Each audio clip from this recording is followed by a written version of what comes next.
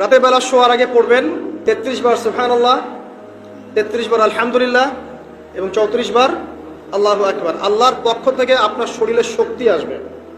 এটা যারা নিয়মিত আমল করে আল্লাহর পক্ষ থেকে তাদের শরীরে শক্তি আসে।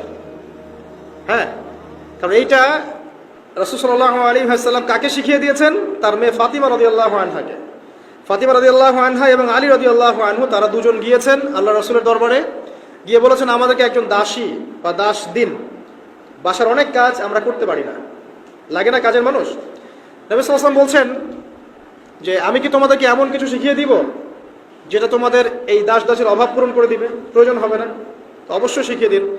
তখন নবীজি শিখালেন সাল্লাল্লাহু আলাইহি ওয়াসাল্লাম যে ঘুমানোর আগে 33 বার সুবহানাল্লাহ পড়বে, 33 বার আলহামদুলিল্লাহ এবং 34 বার আল্লাহু আকবার। তোমাদের দাস দাসীর প্রয়োজন হবে না ইনশাআল্লাহ। তো ব্যাখ্যায় অনেক ওলামায়ে কেরাম বলেছেন যে এটা নিয়মিত আমল করতে থাকলে রোগ ব্যাধি কম হয়, শরীরে শক্তি আসে, এনার্জি বাড়ে, আপনি নিজের কাজ নিজেই করতে পারবেন ইনশাআল্লাহ আযজা ওয়া জাল্লা।